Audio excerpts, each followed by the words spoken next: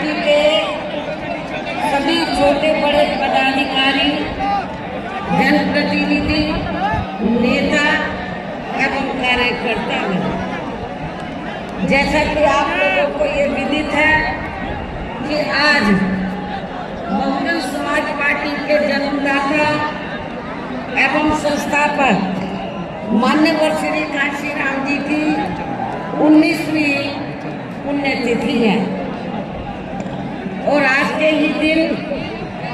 उनका लंबी बीमारी के कारण देहांत हुआ था,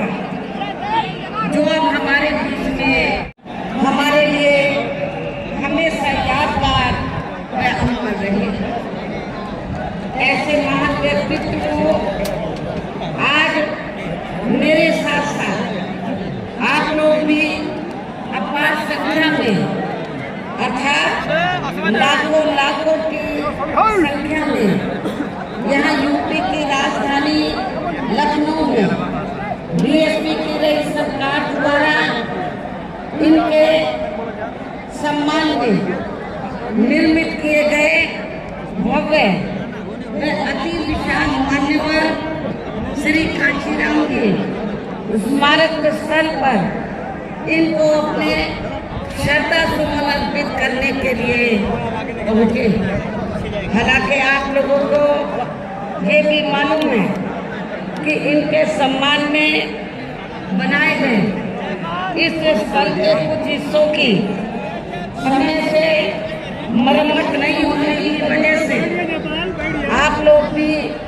पिछले कुछ समय से यहाँ इनकी प्रतिमा पर अपने कुछ यहाँ पिछली रही सपा सरकार ने वर्तमान में चल रही बीजेपी की सरकार ने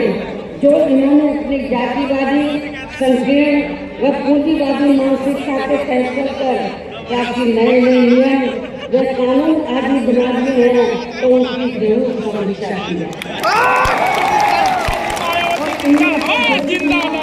वे कानून आदि सर्वजन हिताय व सर्वजन सुखाय की नीतियों एवं सिद्धांतों आदि से जुड़े नहीं होंगे तो उन्हें शिक्षा समाज के हित में जरूर बदल दिया जाए। आप लोग भी पिछले कुछ समय से यहाँ इनकी प्रतिमा पर अपने पुष्प अर्पित नहीं कर पा रहे थे, लेकिन अब यहाँ मरम्मत का अधिकांश कार्य पूरा हो जाने के बाद इस बार मेरे साथ साथ आप लोग भी भीड़ के मामले में अपना पिछला खुद का सभी रिकॉर्ड तोड़ते हुए भीड़ के मामले में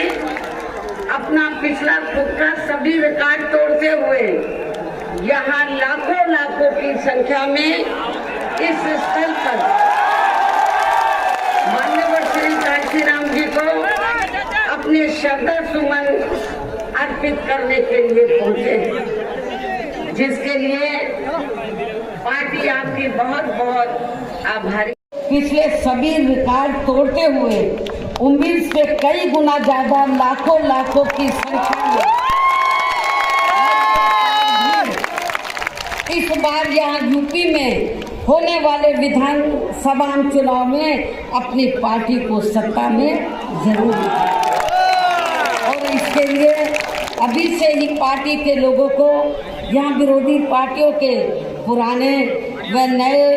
सभी षड्यंत्रों व हथकंडों आदि से सावधानी बरतते हुए अपनी पार्टी के जनाधार को बड़े पैमाने पर बढ़ाना है। साथ ही हर स्तर पर पार्टी को मजबूत भी बनाना है। विरोधियों की अफवाहों से भी पार्टी के लोगों को जरूर सचेत रखना है, और इस संबंध में इसका ताज़ा हथकंडा ये है कि इन्होंने आज के 9 अक्टूबर के कार्यक्रम के घोषित होते ही पिछले महीने से ये अफवाह फैलाना शुरू कर दिया था। मैं क्यों बोल रही हूँ अफवाहों से सावधान रहना है, क्योंकि इस संबंध में ताज़ा उदाहरण ये है कि इन्होंने आज के 9 अक्टूबर के कार्यक्रम के घोषित होते ही पिछले महीने से ये अफवाह फैलाना शुरू कर दिया था कि दूसरी पार्टियों के फलाना वरिष्ठ नेता बीएसपी में आ रहे हैं और वे बीएसपी प्रमुख से दिल्ली व लखनऊ में भी मिले हैं, लेकिन मुझे तो इसके बारे में अभी तक भी कोई जानकारी नहीं है। और मैं कभी छिप के नहीं मिलती हूँ, जब मिलती हूँ तो खुले में मिलती हूँ। इतना ही नहीं बल्कि अन्य और भी मामलों में किस्म किस्म की गलत, झूठी व तथ्यहीन खबरें एवं अफवाहें आदि फैलाने के लिए भी यहाँ विरोधी लोग सोशल मीडिया, जातिवादी मानसिकता वाले टीवी चैनल एवं प्रिंट मीडिया आदि का भी काफी दुरुपयोग सकते हैं। जबकि विरोधी लोग सन 2007 में भी ऐसी अफवाहें फैलाते रहे, लेकिन उस समय हमारे लोगों के गुमराह ना होने की वजह से फिर अपनी पार्टी की यहाँ अकेले ही पूर्ण बहुमत की सरकार बन गई थी। और यदि पार्टी के लोग इस बार भी चुनाव में वोट पड़ने तक या किसी भी मामले में गुमराह नहीं होते हैं तो फिर इस बार हमारी पार्टी की पुनः या पूर्ण बहुमत की सरकार जरूर बन जाएगी। वैसे मुझे पूरी उम्मीद है कि पार्टी के लोग मेरी इन सब बातों पर सही से अमल करके इस बार अपनी पार्टी बीएसपी को ही अकेले यहाँ सत्ता में जरूर लाएंगे और अपनी बहन जी को 5वीं बार यूपी का मुख्यमंत्री भी। और आज ये लाखों लाखों की तादाद में आई अपार भीड़ व उनका जोश उत्साह भी इस बात के काफी कुछ संकेत जिनको यहाँ दूसरी पार्टियों की तरह ये जो लाखों लाखों की संख्या में लोग आए हैं तो इनको यहाँ दूसरी पार्टियों की तरह मजदूरी देकर दिहाड़ी पर नहीं डाला गया है, बल्कि ये लोग अपने खून पसीने की कमाई के पैसों से ही खुद चलकर आज के अपने जिन्होंने भीड़ के मामले में आज अपने खुद के भी